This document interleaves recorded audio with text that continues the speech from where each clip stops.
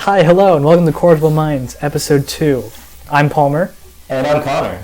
And today we're going to be talking about the paranormal. Yeah, ghost. It's Ghost. Halloween almost. Yeah, it is. Couple days. Pretty spooky. And we got this lovely bell tower going to put us in the mood. Yeah, definitely.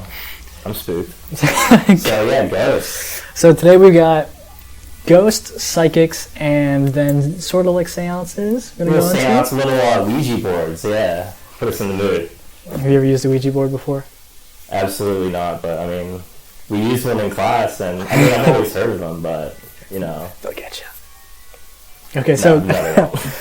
Okay, so to start off with some statistics, 42% of the population, I believe in ghosts. Let me just... In ghosts, wow. Yeah, 42% of the population believe that ghosts exist, and 15% of them claim to have seen one. How many have claimed to see 15%. 15, okay. Yeah. So there's like 30% that haven't seen one, but they still believe in it. Right, yeah. I mean, hey, seeing is not believing always. And only 1% of those were full apparitions. Were what? Full apparitions, like, oh, gotcha. Hey, Mom.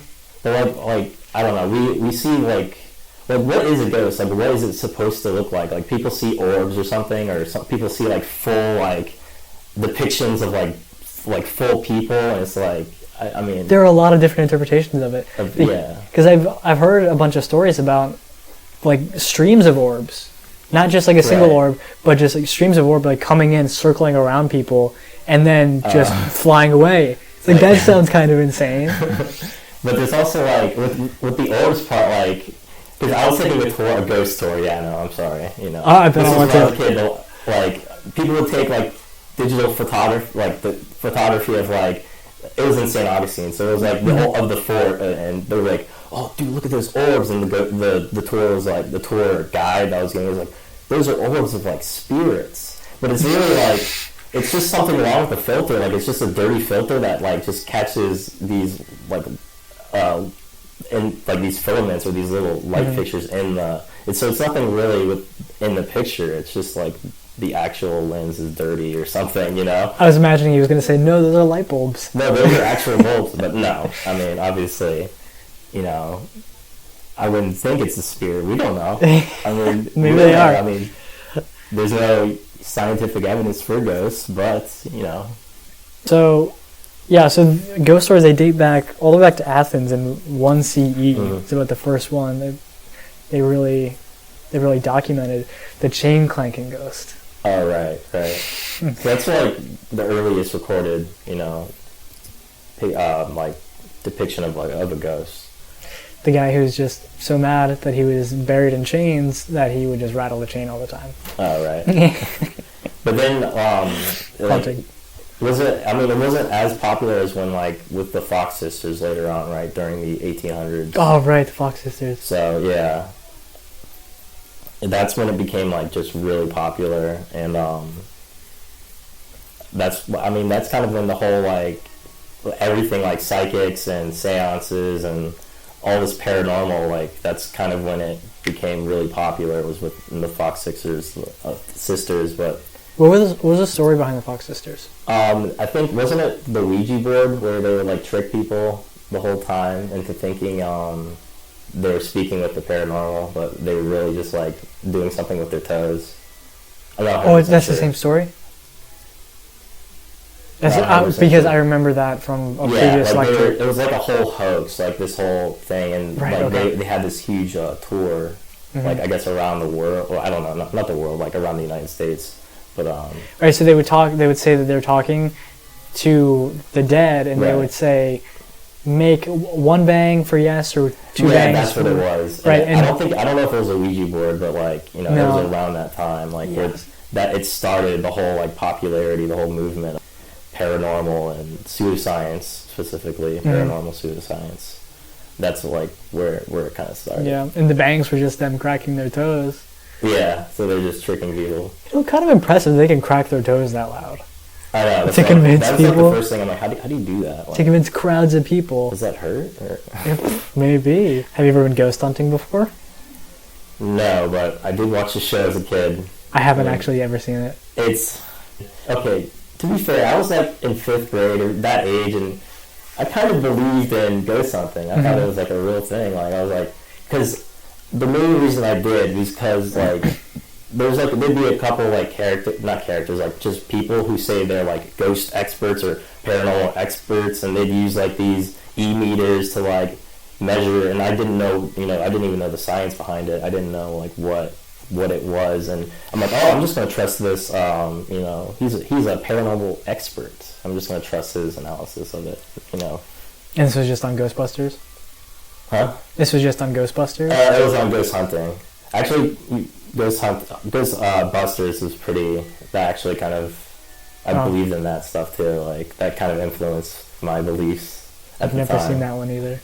Oh, you haven't seen it? It's a good movie. I should probably see it. They're remaking it, Are they? I think they're remaking it with like a female cast. Yeah, it's kind of funny. I like it.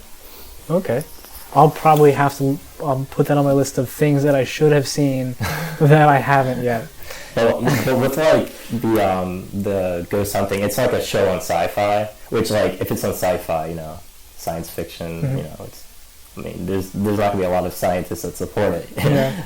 But like they use these like electromagnetic field detectors to like test for things, and it would pick up like radio waves and like just like microwaves, and someone have like keys in their like pocket, and that would be kind of like an explanation for why the e-meter goes off, because it's just like it's detecting the metal or something. Like the keys in your pocket are. What a reliable instrument. I know, right? Yeah, that's definitely what we need to base our scientific analysis on, right? Absolutely. Thomas Edison was the first one, right? The first one to create a ghost hunting gadget. He created the gadget, right? Yeah. But we don't think he believed in it himself, right? That's what Ken said, where he's like, he was trying to test. Like, if he could see like paranormal things, right? He was trying to amplify the sound. Oh, that's really? That's what the gadget was. It was a sound amplifier. Oh. Okay. Because he posited that spirits, if they were here, they'd have to be so many of them because of all the past dead people, and they'd have to be tiny, minuscule. So he wanted to amplify their tiny voices so that he could hear what they were saying. But then he gave up on it because probably not. Yeah, so he did eventually give up on it. Right. Yeah. And so like someone like the poor guy, someone found it and probably like, he believed in paranormal. We don't know. I mean, we don't know. Like, he didn't try and sell it, right? So I mean, I have a ghost story, Chris. Really? Okay. Let's hear it, dude. I have a couple. How many of them are accurate? Probably 0. Anyway, so when I was in, I'm going to say 4th grade. I believe it was 4th grade. I was over at a friend's house who had told me his house was haunted prior to this happening. So I knew, I had this information already. So we go to sleep. I'm sleeping on a pull-out couch in the living room, which is sort of across from the kitchen, but kind of adjacent to it. So you can see into the kitchen from where I was laying. And in the middle of the night, I wake up and I look over into the kitchen and I see a blue figure, completely exactly as a person would look, but just blue and slightly transparent, baking cookies in the oven. Baking cookies? Right, so they're just like baking cookies, like having a nice fun time. So I freak out and I turn over and I close my eyes because I'm in 4th grade and I'm scared of everything. Right. So I'm just kind of sitting there waiting to fall back asleep, hopefully, and trying to forget and like pretend that didn't actually happen. Hide under the covers. Right, that sort of thing. So then I'm sitting there and then I just, because I can't really fall asleep, and maybe like 20 seconds later, I open my eyes and I'm looking off to the side away from the kitchen towards like the wall. And there's the blue figure right there, but I didn't look up or down to see anything. I just saw like the blue figure from probably from like the stomach down to the knees, sort of thing. So then I just closed my eyes again and pretended like nothing had happened. But I mean, I was probably dreaming because it was the middle of the night and nobody else was there. So you really believe you were dreaming? Or? Well, yeah. Now I think I'm dreaming. Yeah. Like looking back on it, and also it was so long ago that I can't really rely on that. How can you recall? Like what you saw, it's like a hazy. Like I mean, dreams in general are really hazy. Like you can't really. Well, it's sort of like the image of the person. I don't even know if it was male or female, standing in the kitchen and then right in front of me. Those are vivid in my mind, but they're very small and they're very short and mostly ideas. It's not like I have a timeline of the memory. It's sort of just like this happened, and those pictures are written in my mind. But that sounds like a dream. Pretty much. I mean, this just reminds me of like a dream state. Okay, so the first thing, like when people tell me like they've seen a ghost, and I mean this might be a little crude, but I ask them, have you had any drinks? Have you had anything to drink? You know, have you taken any psychedelics or any like psychotropic drugs or anything? And I know like that's kind of, but like my mom kind of had her whole life. She's told me she's seen a ghost, and she's told this story like multiple times. Or she was living in Jacksonville, and she happened to be sleeping at the time, and so she woke up and she saw like this fairy woman like hovering over my dad. Like, and her interpretation was she was trying to steal his soul or something. I don't know, some irrational thing. But she was like hovering for minutes, and I don't know what happened afterwards. Like I guess she just disappeared, and I don't know, her whole like explanation for it seemed like kind of like it was a dream almost. Yeah, I mean, it's very coincidental that she was sleeping at the time, right? Right, but like, I don't know. It seems like people always see ghosts when they are like in a dream state. I have a friend who he claims his house is haunted by multiple ghosts. I'm not sure if his parents have ever encountered them. That's something that I have to check up with him on. Mm-hmm. But he used to be schizophrenic. Since then he's been treated. But when he was growing up in this house, there was this one man he called Clyde. He didn't know his actual name, but there was a man called Clyde who would just walk around the premises of the house, and he'd see outside sometimes. Sometimes he came inside and stood over his bed, and he would wake up and see him, and then he would just run out of the room. Which, I mean, it's a kind of weird story to think about, if that were to happen. And then there was a shadow that goes around, a little girl that laughs but never shows herself, and an old woman, I believe. So he had a bunch of different... He had multiple. Right, multiple in the same house. Like, they all weren't like ghostly figures, or were they like... I think only... No, only one of them was a figure, and then another one was a shadow, and the other two didn't show themselves ever. But he was also schizophrenic, so I don't know if that plays into it. That's my question, like, do you think mental illnesses kind of play into this, like, paranormal type of thing, or... They could, because he heard voices as part of his disorder, so that could... there were extra voices that he wasn't aware of, that were part of his schizophrenia, that he just attributed to being ghosts in his house. Right. And so, like, and with, like, mental disorders, it's not, like, frantic, or he could be, like, medicated to help him. So it might seem like he is, has a rational explanation, but maybe at the time he was, the way we are, we're not that rational of a human being, like, at least not that I think, like, when making decisions. And so, like, I don't know, we seem to be, like, humans in general seem to be caught up in, like, pseudoscience. We tend to believe things, well, they're more interesting. We see. The pseudoscience is more interesting. Yeah, it's like we tend to like believe things that are not true, and we tend to connect the dots that aren't there, and that's I don't know. With ghosts, it's like, just because we see something doesn't mean it's true. Like, just because there could be other elements. Perception is very, very weird. Yeah, very subjective. Yeah, exactly. I'm glad that I mentioned my friend with schizophrenia, because I was at because his parents were divorced, so there were two houses that he lived in, and I went to the house that was not haunted, because the other one was very far away. So I would hang out at that house sometimes with him, and one night when I was sleeping over, in the middle of the night, I woke up very short. I was sleeping again, so look at this. I'm recognizing a pattern here. So I was sleeping, and I woke up for a very short amount of time, and felt like I had no control over my body, and that I was my arms were moving and my legs were moving, and I remember that very vividly, that my limbs were actually moving. I didn't think I had control over it, and then I fell back asleep. Right. And then the next morning, he talks to me about how sometimes he feels like they follow him to his dad's house, and that whenever they wake him up in the middle of the night, which is the thing that commonly happened, was while he was sleeping, they would wake him up, something would happen, and then they would put him back to sleep immediately. So it seems to be for all of the stories that I've encountered in my personal life, it all has to do with sleeping at some point. Right.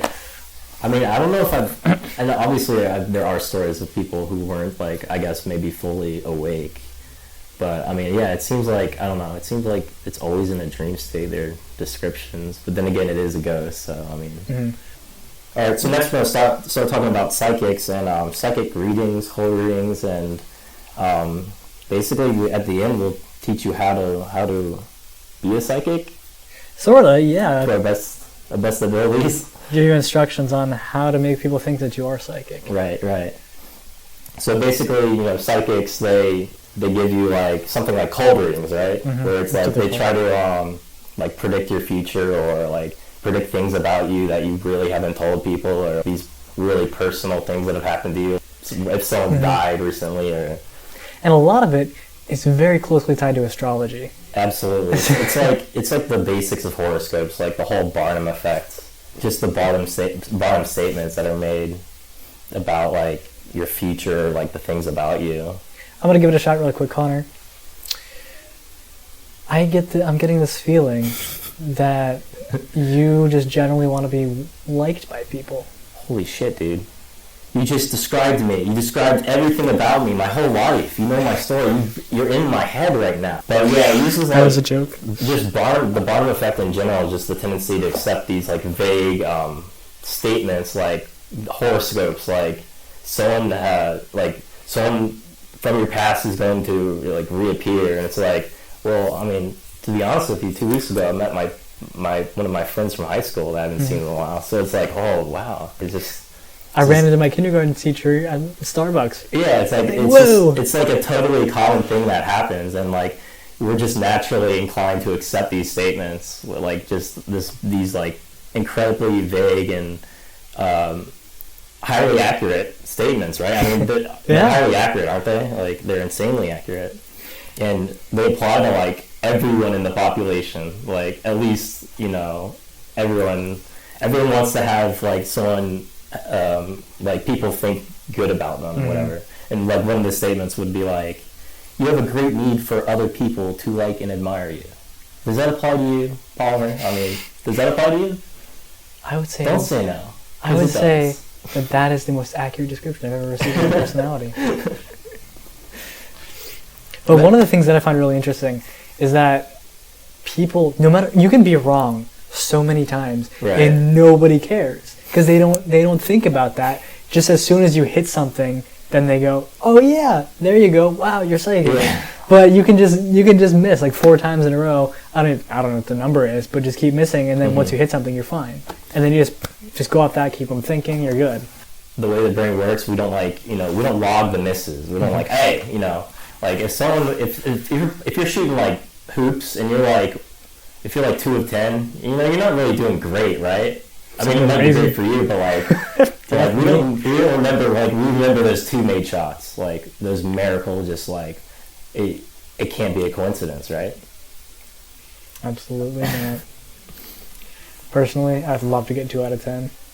Oh yeah, shooting basketball. Me too. I'm not thinking of basketball anymore. I kind of suck. Yeah, these very broad statements, like you have a tendency to be critical of yourself. Like I don't know, that really applies to me a lot of times. Or at times you have serious doubts as to whether you have made the right decision or done the right thing. It's like, when does someone never like second guess themselves? I do that all the time. That's all I ever do. Yeah, I know, right? It's like you second guess yourself, but like, I mean, it's pretty accurate. I recently had a friend send me a link that was from astro.com. So I figured, oh, this is going to be some kind of interesting astronomy study. So then I click on it and I go, and it was, which color is most pleasing to you? And you click that, which color is most displeasing to you? And you just do that until you have, I think, 10 colors, and then it gives you a horoscope. So it gives you, it's not even, why is this, it just cuts off Astro, it's astro.com or something like that? Astro.com, and then it's the rest of the So you're thinking like, oh wow, I'm going to learn about the universe, and it's like, it's an astrology website, damn it. Okay, speaking of the universe, so there is an asteroid that's going to pass very close to the moon's orbit on Halloween.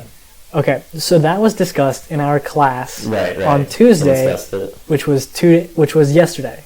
Right. So the night before, I had a dream that an asteroid hit the moon, knocked it out of orbit, and crashed into Earth, and we all died. And then we get into class, and he talks about that. Oh, that was before class? Before class. Yeah. So I had this really weird coincidence. I'm also in an astrobiology class, so this is something that I think about, all the time. you know, yeah. So, Sorry. and well, I don't. Sometimes. Sometimes, occasionally. No, it's good to think about that. So it's in my it's in my mind, but which is probably the reason why I had that dream. But when he said it in class, when our professor said that in class, it kind of just freaked me out because we're talking about psychics, and this is something that he mentions in class. And then before I went to class that day, I was browsing Facebook, and there was an article that somebody posted that was, "This is what would happen if the moon hit the Earth." Wow. So just two things that happened after my dream that connected, and it freaked me out. But I don't think I'm psychic. But I might be. You're really intuitive. That's the thing about Ken said psychics, right? Like some of them actually believe. He said, I don't know if he said most, but he said some of them believe like they are actually psychic. But I mean, there's a lot of people are born with just natural intuition. They could pick up on readings and things. Like when you're on a one-on-one with a person, you can just pick up these just these emotions or these very intuitive feelings about the person. Reading body language and micro expressions, like subconsciously, is something that some people are better at. Like therapists are very good at that, which is why they're good at their job, why they choose to be therapists. And this is something that I read in an article recently, was that people who are guilt prone are better at picking up on those signals than people who are not guilt prone, and people who are prone to shame are worse. So there's kind of this connection between how you think about your own emotions and how you interpret other people that makes you better at interpreting other people's emotions themselves. Really? Yeah. So that was pretty interesting. Yeah, it's really interesting. I never thought about it like that way. I didn't get to read the whole study, but I got a really good summary of it. There's also with common themes to talk about in cold readings. Like the themes will be like love or health or money, or your career choice, things that people are traveling around the world, things that people they're likely to see a psychic about. Right. Or your ambitions, what do you that's a good one. Everyone's ambitious, or everyone is worried about money or their health, worried about relationships. Oh, very broad statement. But we talked about this guy John Edward in class. We watched a little YouTube video on it, but this is crazy because I just looked him up. He was on Anderson Cooper. He was on who's a really good journalist he works for CNN. He actually did one of the I think Democratic debates, but he was actually they had a show on John Edwards, and he was reading people, and people were actually most of the reception, they believed it totally, and I don't know I don't know how I feel about that. People love to believe things. Yeah, but I don't know how I feel about him just publicizing a psychic when really it's really good chance he's not a psychic, and he's just saying these Barnum type statements. But it's kind of impressive the way that you can say something like that and then get very specific about it. Right, and just develop this little a narrative, right? It's almost like a narrative. Yeah, because that's what they do. It's what they hook you on one topic. Right. Once you give some sort of response, and they can jump on that, and they can use context clues and things. So it's very interpretive, but then they'll hone in on that one thing, right? And they'll just get right down to it, and then it's so specific that they have to be psychic to know that detail. It's wow, how does he know? But don't get me wrong, he's really good at what he does. He is. He's really good. But I don't know. I always think about the emotion behind it, and do you think just because he's talking about something, a dead relative, something like that, someone that you loved at one point, you still love obviously, but do you think how do you think the emotion plays into it? Do you think it's because it's emotional, you're more likely to believe it? I think so. I think because the human brain, it's kind of wired to believe things. Right. When you hear something, you believe it, and then you think about it to disbelieve it. Something that doesn't make sense that someone would say to you that is a lie. Right. But it takes that subconscious process before you do that, because automatically you believe what they say. That's just how we're wired. Yeah. So when you have that going, just like the sheer emotion behind right, it. Like, okay, he's lost someone, and like he's speaking to the dead, like your dead relative, and it's like this emotional thing that people go through. Like people are crying and stuff. Yeah. So you have this great emotion behind. It's what's feeding your belief. This great emotion is feeding your belief. So when you hear this and he's interacting with this dead person that you just want to do anything to just say one last thing to, or to say goodbye or anything like that, just one of those really sentimental moments, then you're just going to jump on that and you're just going to cut out all of your skepticism. Right. Like your skepticism just goes out the window. I mean, we were watching like one of the videos in class, and like it was crazy how like this is why I think it's so unethical. Like if you know that you're deceiving people purposely, like it's so unethical. Like there was this lady who her husband like was a firefighter at 9/11 and died, and he was like accurately depicting like his death, and like he mentioned like bone cancer, and I guess the wife's husband like had a relative that had bone cancer and died, and so she's like sobbing because he's apparently talking to her dead husband that died on like 9/11, and like she's just like sobbing, and I'm like, that's so like, I don't know if he knows what he's doing, like if he knows that that he's a big fraud and that he's lying on purpose, but like that is so unethical. I could not live with myself. Where's the line, right? Yeah, where's the line when it comes to this stuff? Like it's so kind of disturbing. And you got to think, is he interfering with her emotional recovery? Because if she's getting over this thing that happened, that's a good point. Then he just brings up all these emotions and says, I'm talking to your husband, you can't talk to him, but he's here, and I'm talking to him. His presence is here. Right, so I'm going to bring up all these awful memories that you have of him dying when he's trying to save these people, but how much that would affect her. Yeah, if it's really therapeutic, or just...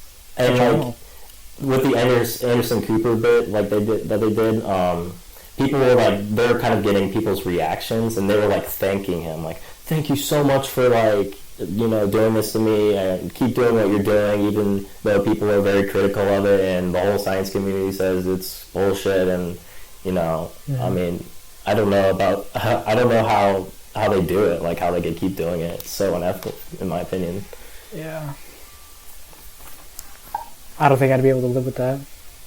I wouldn't either. Yeah. At all. I'm very guilt prone. Guilt prone, yeah. Have you seen, there's actually a TV show, I haven't really seen much of it, but it's like Long Island Medium. It's horrible. Like, it's like, it's probably scripted because it's on like one of those TLC shows. Okay. So it's like it's almost like it has a reality aspect to it, but this like, it'll be this like woman from, I don't know where, somewhere in the Bronx. She has this like thick accent. Maybe Jersey, I don't know, but she'll be at like the grocery store, and she'll be like, I'm getting this like really big presence or this aura, and then she'll get this random person and start saying these broad statements, and then like the person would react and be like, oh my god, you're just like you're and they'd be connecting the dots and saying, giving her all this information about like a dead relative or something. But like the thing with like TV shows, editing helps.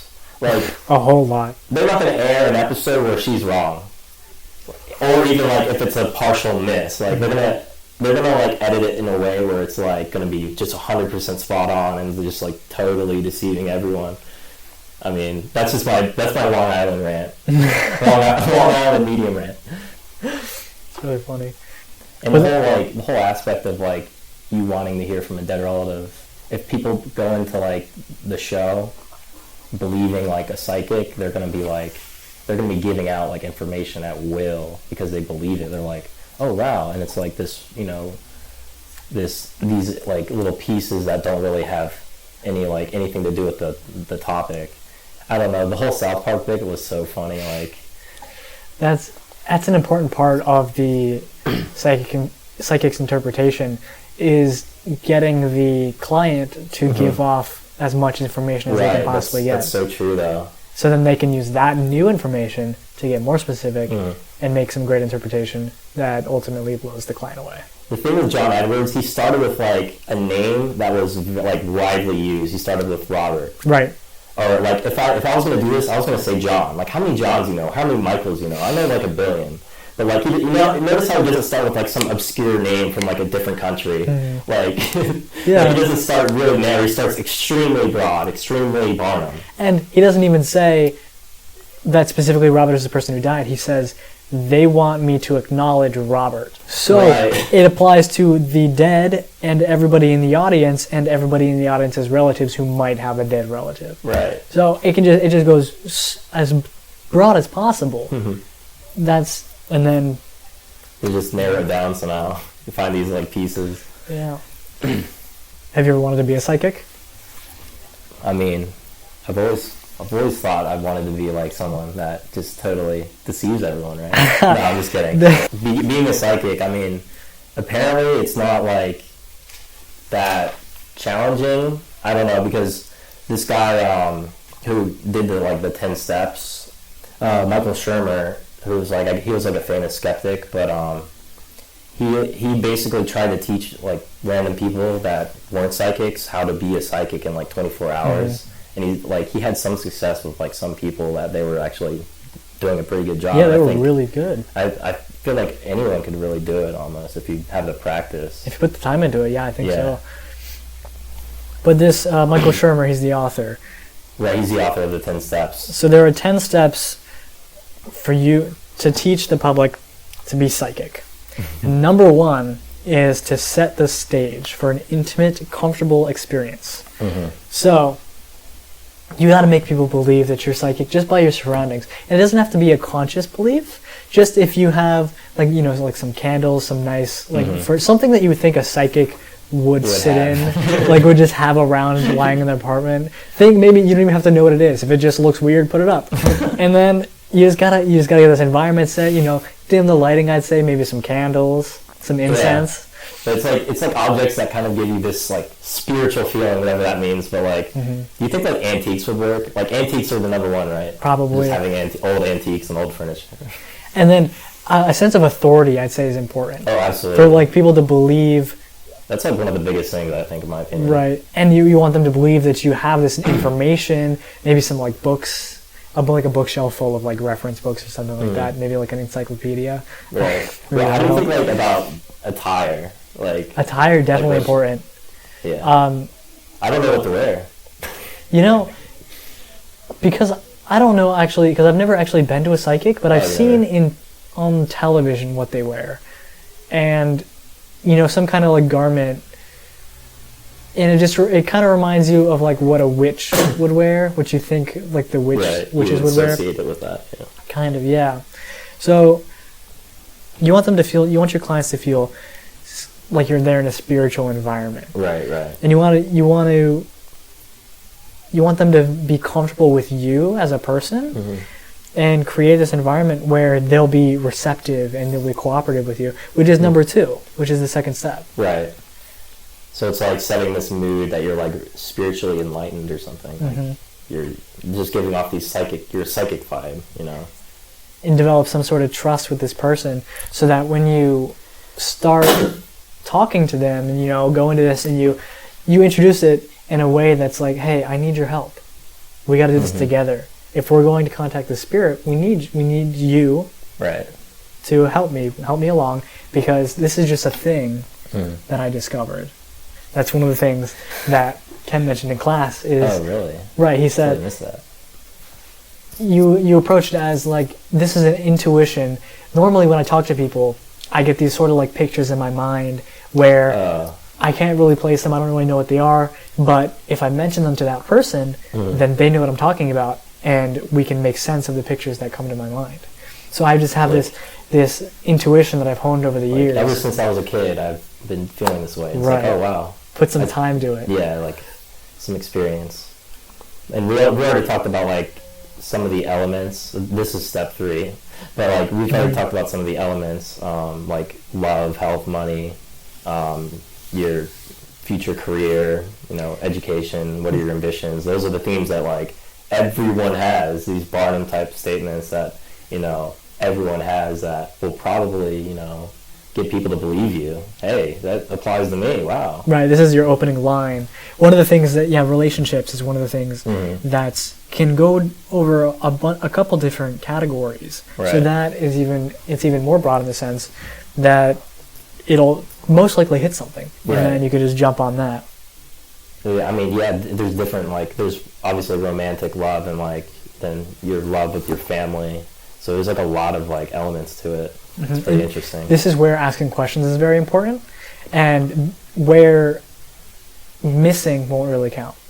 Well, they won't remember your misses, right? Right. So then you just keep asking them questions about different things, and when they hit on something, probably what they came to talk to you about, what they want specifically to know, and then you get that reaction from them, then you jump onto that. And so that's number 4 is the Barnum effect. Just the Barnum statements. Yeah, we've already talked about how very vague it can be, how horoscopy. Number 5 would be like the general statements, like that are more specific, that apply to like most people.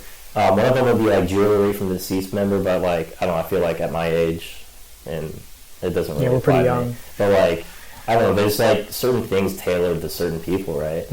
Like you have to tailor to the generation. Right, that's true. So just like old photographs that are like in albums, that wouldn't apply to me, but that would definitely apply to like someone that's older who has like photo albums. My grandma has like 1 million photos and photo albums. So yeah, and I guess like electronic gadgets that no longer work. I mean, my computer right now is in the shop getting repaired. So I mean, and there's this one specific statement that I find it was really interesting is, you used to wear your hair longer, didn't you? And well, I did. I don't know about you. Did you wear your hair longer when you were a kid? My hair is always is the longest it's been right now. No, really? No, I'm kidding. No, I had like even longer hair than it is now. Actually, you reminded me to get a haircut because I definitely need a haircut. But, sure, no problem. Thank you. But yeah, that's like a good one. Yeah, I never thought about that. Like, whose hair hasn't been really long? Most people that I know at some point in their life had I wonder what I'd look like with long hair sort of phase. I personally, my hair, when I was in 4th grade, it came down to my shoulders. Oh, wow. And there was like no style to it. I kind of just looked like a mushroom. So now we're on to number 6, which is where you start getting narrower. And that's extracting information from what your clients are saying. But the way that you get it is by disguising your questions as statements. Right. So, disguising your statements as questions. It really goes back and forth. So that you can get more information out of this person, but it doesn't sound like you're saying something definitive. Yeah, like it's not like you're missing, like you're making an error. Like this is like, I don't know, these statements, like people don't notice, right? Like they're kind of hidden, you know. Like it's really, especially with people who believe psychics, like they tend not to believe like they're wrong when they do believe in a psychic, and so when they're like, oh, I'm getting this certain presence about this certain person. Oh, it's not that, then it has to be, and then they go on to something else. But like when you believe in a psychic, it's like you're not going to question him. You're like, you know, even if he misses, you're not going to notice at all. One of the things that I love is the number 7, which is using jargon. Things that don't mean don't mean anything, but you're just throwing it out there, and that person's most likely not going to know what they're talking about. So, like jumping onto some planet's moons, like Mercury, however many moons of Mercury there are, and you don't have to know the number because this person probably doesn't know. And then just talk about and just anything. Throw some astronomical jargon in there, and you're good. And it's like and it's like most of it's like obscure, like stuff that most people don't know, like how many, like as you said, like how many moons Mercury or Jupiter has. Like no one really knows. I mean, some people obviously do. People who are like in the science community, but like not everyday information. But I think this part is more of the appeal of authority, right? Like you're appealing to like authority. Like you're setting yourself as like this person who knows what they're talking about. Right. One of the things that's very recent is that you could use is the blood moons, the 4 consecutive blood moons that happen very close. Right. So you could say because of the blood moons, that just happened recently. Right. There's this great mysticism about, I've got so much spiritual energy. It's very powerful. I'm drawing on the power from the blood moon, like all that. And then, like, you can say stuff like, these 3 planets are aligned, like in our solar system. It's like, or these 2 planets are aligned. But it's like, that's very common. It happens almost all the time in the grand scheme of like our history of the solar system. Planets align sometimes. It just happens. You can say that Earth is aligned with any planet at any time, just because it's just 2. Right. So you could say we're aligned with Jupiter right now, and because of that, I'm grabbing all the spiritual energy. But it could also just be false information, right? Like, just people, like, they're not going to look it up immediately. Mm-hmm. Well, they might afterwards, but probably not, because they believe the psychic. And so, number 8 is implementing, like, scientific knowledge into it, which is kind of goes on with number 7, but, like, actual scientific to, like, deduce what your client's concerns. Yeah, maybe read up on some psychological terms specifically to, if you just really want to make people believe some things, then go ahead. Like books on like therapy and stuff, and that would actually be pretty good to get some sort of like counseling experience. Just maybe like reading some things about the nature of people's beliefs and how you can talk to them, get them to believe things. Yeah. How good do you think, like, obviously, I mean, counselors are going to be already, pretty good, but, like, I feel like a counselor could just become a psychic, like, within hours of just practicing, like, 2 hours, and be like, because, like, that's their job, it's just, like, dealing with people and, like, reading people. And then making interpretations about things that their client hasn't said to them, because that's an important part. Right, yeah, that's a good point. And number 9 in this set of steps, is what you normally get at the end of a session, which is flattery. Okay. And that's telling the person, like, you're going to find the love of your life. You're going to meet your wife in 2 weeks. You're going to meet her and you guys are going to have a wonderful relationship. Right. That sort of thing. You're going to come into some money soon. That's a good one. But that's like goes back to the emotion thing, right? Like, you're playing with someone's emotions, or like you're messing with them. Yeah. Like, hey, but you never know. Maybe this optimistic outlook that they get from hearing that their wealth is about to improve, or they're about to meet the love of their life, maybe it makes them more optimistic. Maybe they go out, maybe they meet some more people, and maybe it actually happens. Who knows? Do you think it would ever do the opposite? Like, I feel like if someone told me that, I'd just be like, I'm just going to lay at home, and it's just going to come to me. It's like, there's going to be this really attractive girl that just knocks on my door, and it's like, well, it has the opposite effect, right? Yeah, for some people, it might. It would definitely for me. 'Cause I would probably think, all right, you know what, I'm just going to not do things and see what happens. Yeah. Like, it would be interesting to study, like, how people react, like, to it. How does it change people's behaviors, like future behaviors, or does it just not do anything? I don't know how you would study that. I'd love to know. Hey, second project. Oh God.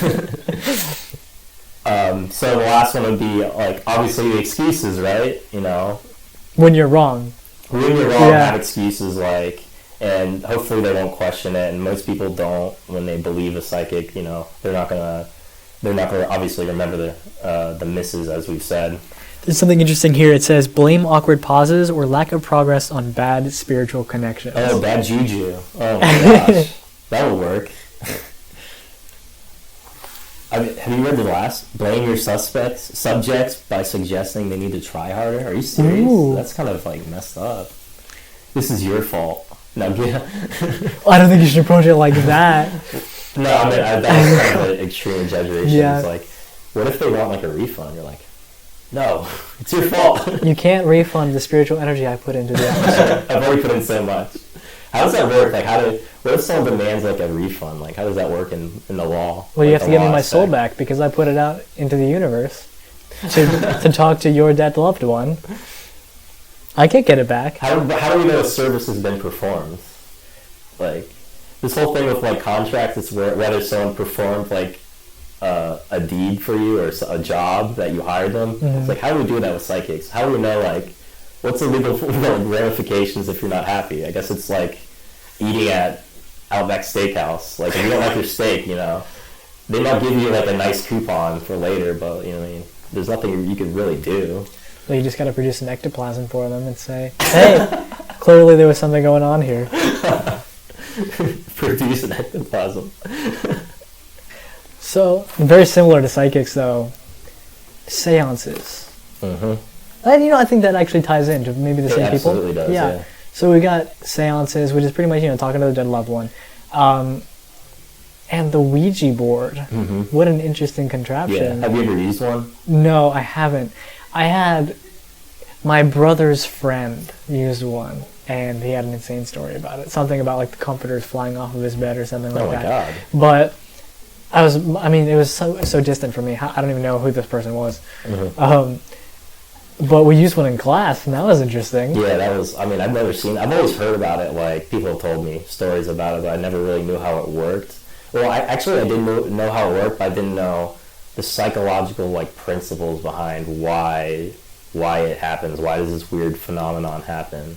I was thinking, if you're sitting there, everybody has their hands on this device, and if somebody feels sort of like a tiny movement, maybe it's just somebody's like hand jerking just a little bit on accident, they'll try to follow that movement just because they're trying to stay with the device. So they're not consciously pushing it, they're trying to follow it, but they are pushing it, and then other people join in and they all push it around. And it eventually just ends up somewhere. I wouldn't know how it would spell anything out. But I mean, it's like this whole phenomenon. It's like idiomotor phenomenon, which I didn't even know what the hell like that was before this class. But like, it's just like people make these like unconscious motions, like they don't know that they're doing it. Like they're not aware of it, which is crazy. Like the whole thing, like the whole like phenomenon behind that. It's like our brain doesn't even know what we're doing half the time. Like, what?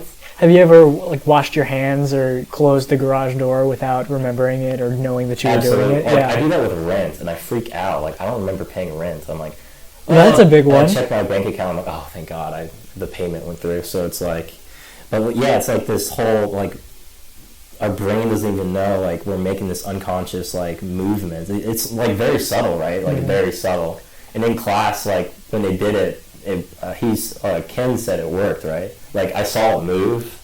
Yeah. Did it move to yes or no? I think it moved to yes. It moved over to the yes side. It wasn't like the circle in the middle that normally like shows like this is what this is. Okay. It was off to the side on like almost the corner where there was just a picture of a sun.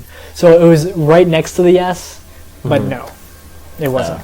But it did move, which is like really weird. Right, and really weird. Because I sat in the front row, so I saw what they did is it started in the center, and they kind of went down towards the bottom, circled around, and then came up to the top. Okay.